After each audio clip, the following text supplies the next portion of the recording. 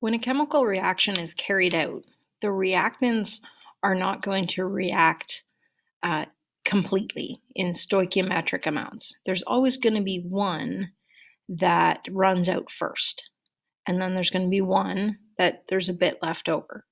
And so that is the idea of limiting and excess reactants.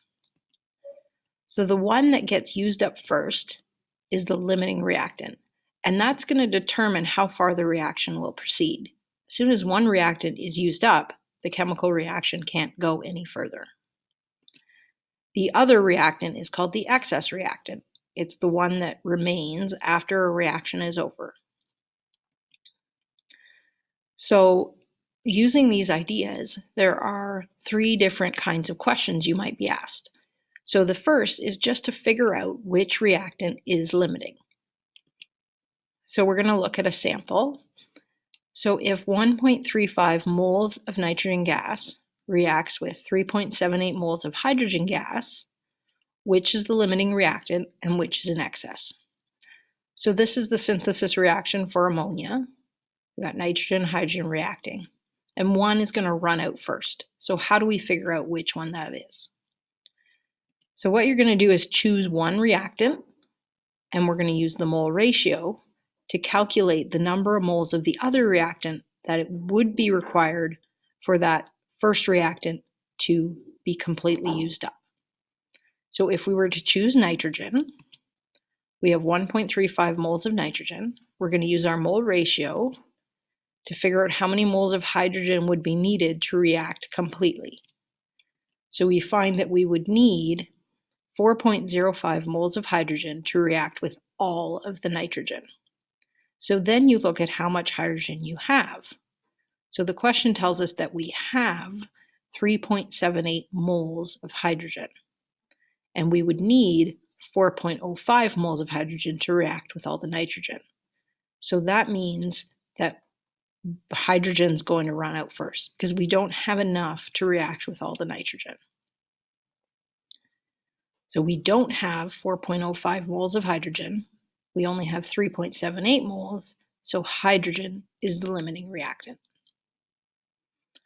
More often, you're going to be given masses, right? Because that's how we can get a quantity of something in the lab. So if 2.5 grams of nitrogen gas reacts with 0.60 grams of hydrogen gas, which is the limiting reactant and which is in excess? So we're dealing with the same reaction. So when you're starting the question with a mass, you need to first convert that to moles. So we're going to do for each reactant, so 2.5 grams of nitrogen, we're going to convert that to the number of moles using the molar mass of nitrogen. So we've got 0.0892 moles of nitrogen. Then we do the same thing for hydrogen, 0.60 grams of hydrogen. Using the molar mass of hydrogen, we find that we have 0.2970 moles of hydrogen. So now that we have the moles, we do the step that we did in the last question, where we pick one reactant and find out how much of the other would be required to completely react. So we're going to choose nitrogen again. You could just as easily choose hydrogen. So we're going to find out how much hydrogen we would need to react with that nitrogen. So we use the mole ratio from the balanced chemical equation, and we find that we would need 0.2676 moles of hydrogen to react with all that nitrogen. So then we compare, do we have that much? Yes, we do. We have more than enough. We have 0.970 moles of hydrogen, which means that the nitrogen is going to run out first.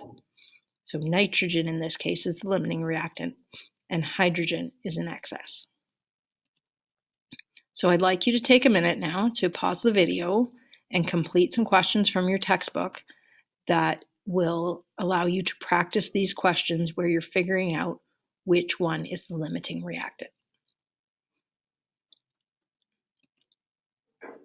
The next type of question that you'll get is how much product is made. So in the previous stoichiometry questions you were doing, you were often asked to find out how much product is made, but you were only given the amount of one reactant, and you assumed, or this question stated, that the other one was the one in excess. So you were given which one was the limiting reactant. Now you have to look at questions where you're not told which one's the limiting reactant, and you have to figure that out.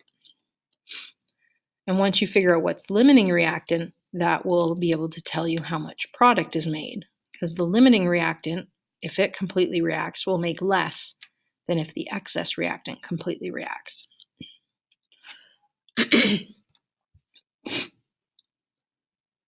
So in this question, determine the number of moles of sodium chloride that would be produced from the reaction between 480 moles of sodium and 2.70 moles of chlorine. So one way to do these questions is to figure out the limiting reactant just like we did in our previous sample questions, and then take the limiting reactant and do your usual stoichiometry. So that's one way to do it. The other way, which I'm going to go through, is to determine the amount of product that would be made using each reactant. So we take the 4.80 moles of sodium, we figure out how much sodium chloride would be made if all of the sodium reacts using the mole ratio. So if all the sodium reacts, we would get 4.80 moles of sodium chloride. Then you take the other reactant, the chlorine, figure out how much would be made if all the chlorine reacts. So in this case, the ratio is 2 to 1. So if all the chlorine reacts, it would make 5.40 moles of sodium chloride. Whichever amount is smaller is the one that's actually made, right? We can't actually react all the chlorine, because the sodium's going to run out, because the sodium can only make 4.8 moles. So we can't make that extra 0.6 moles because we're out of sodium. So Na creates the smallest amount of product, so it's the limiting reactant, and the 4.80 moles is the amount that is actually made, not the 5.40. Now let's look at this with grams. So determine the mass of sodium chloride that would be produced from the reaction between 1.42 grams of sodium and 2.14 grams of chlorine. So we're going to now determine the mass of sodium chloride that can be made if each reactant reacts completely. So these are calculations that you've been doing, stoichiometry questions. You're just going to do it twice, once for sodium, once for chlorine. So we take the mass of sodium, we convert that to moles, then we use the mole ratio to convert to moles of sodium chloride, and then we use the molar mass of sodium chloride to figure out the mass of sodium chloride that could be made. So if all of the sodium reacts, we would make 3.61 grams of sodium chloride. Now we do the same calculation, but for the other reactant, so 2.14 grams of chlorine. We use the molar mass of chlorine. We use the mole ratio to get to moles of sodium chloride, and then the same molar mass, because we're trying to get to the same product, sodium chloride. So we find that if all the chlorine reacts, we would make 3.53 grams of sodium chloride. And that is what is actually made, because the chlorine's going to run out once we've made 3.53 grams of sodium chloride. The reaction won't be able to continue to make the remainder. And we could also say that chlorine is the limiting reactant and sodium is an excess. So again, I'd like you to pause here and practice this type of question before we move on to the third type of question that you can get asked with respect to limiting and excess reactants. So this type of question asks you about the excess reactant, and it asks you how much is left over when the reaction is all done. So when 5.00 grams of nitrogen reacts with 1.00 grams of hydrogen, according to this equation, the synthesis of ammonia, what reactant is in excess and by what mass? Okay, so this is a little bit of a different type of question. So what we're going to do is we're going to choose one of the reactants, and we're going to determine the mass of the other reactant, which would be required to completely react. Okay, so this is like our determining which one is limiting reactant type step. So we've got 5 grams of nitrogen. I'm going to convert that to moles using the molar mass of N2. We're going to use the mole ratio to figure out how many moles of hydrogen would be needed. And then we're going to use the molar mass of hydrogen to figure out how many grams of hydrogen would be needed. So this tells us that in order to react all 5 grams of nitrogen, we would need 1.0814 grams of hydrogen. So now you ask, do I have that much hydrogen? No, I do not.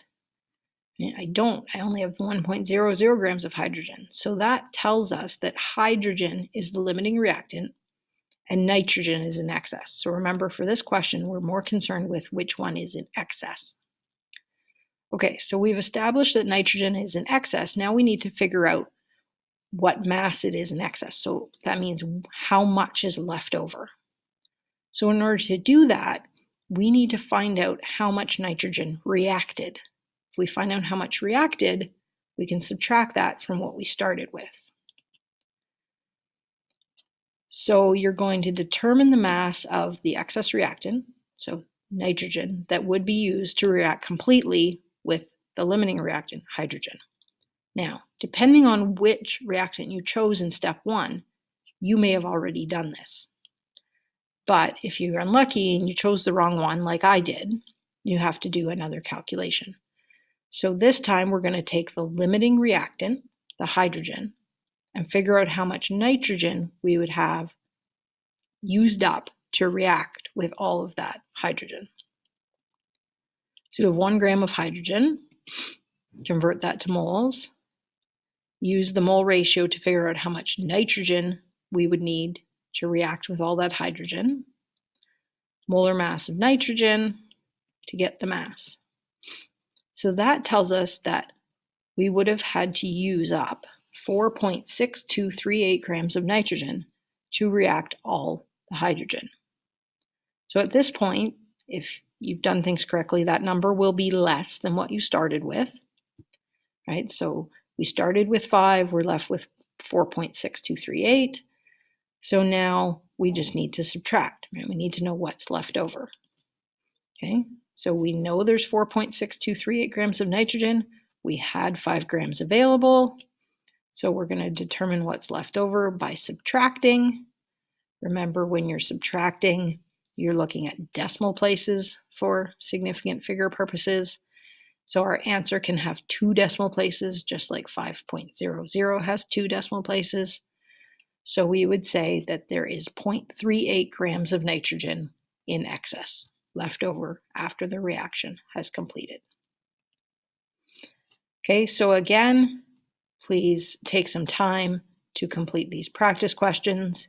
You don't need to pause the video because this is the end of it, but please complete some practice questions on this type, check your answers, and be sure to ask if you're having any difficulty.